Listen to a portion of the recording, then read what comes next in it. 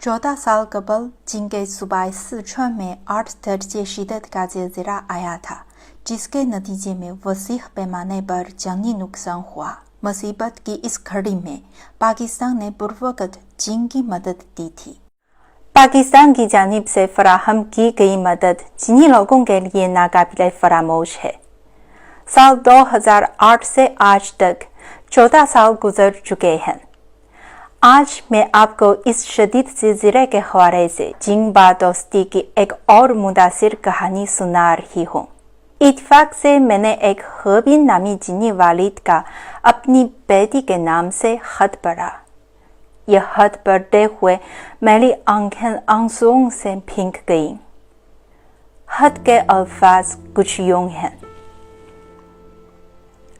हाय मेरी जान, मेरी प्यारी बेटी, आपके बाबा आपको इंतहाई खुशी से सालगिरह की मुबारकबाद देते हैं। मुझे खुशी है कि आप 1 साल की हो चुकी हैं। आपको सालगिरह मुबारक। लेकिन पापा कहाँ हैं? क्यों आपके साथ सालगिरह नहीं मना रहे? ये तुम्हारी पहली सालगिरह है मेरी जान।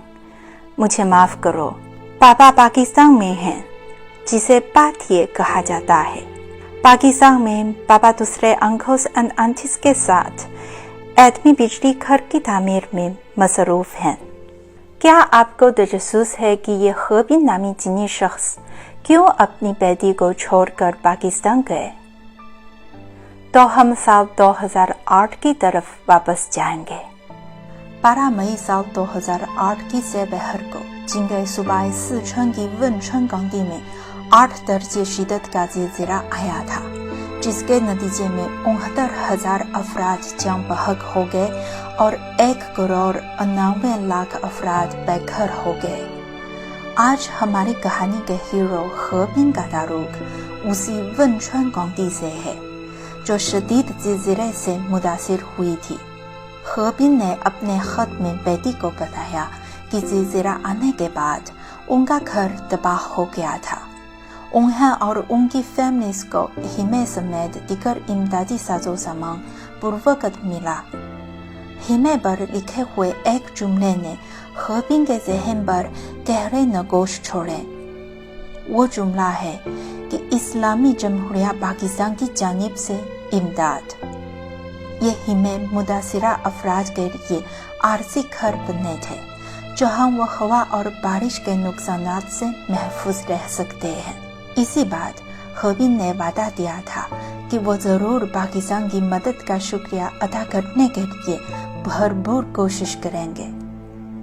हबीन के यूनिवर्सिटी से ग्रेजुएट होने के बाद साल 2015 में जश्मा न्यूक्लियर पावर यूनिट 1 के ओवरहॉल प्रोजेक्ट का बाकायदा आगाज हुआ था। हबीन ने पाकिस्तान जाकर अपनी खिदमत के जरिए पाकिस्तान का शुक्रिया अदा करने का फैसला किया और उस प्रोजेक्ट में हिस्सा लेने की दरख्वास्त पेश की। पाकिस्तान से इसी मोहब्बत की वजह से वह अपनी नौज़ायदा बेटी और फैमिलीज को अलविदा कहकर पाकिस्तान चले गए थे।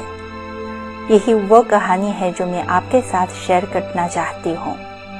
12 मई साल 2008 को आने वाले शदीद ज़लज़ले की बरसी 12 मई को चीन में आफात से बचाव और तखफीफ का कौमी दिन बरकरार दिया गया है।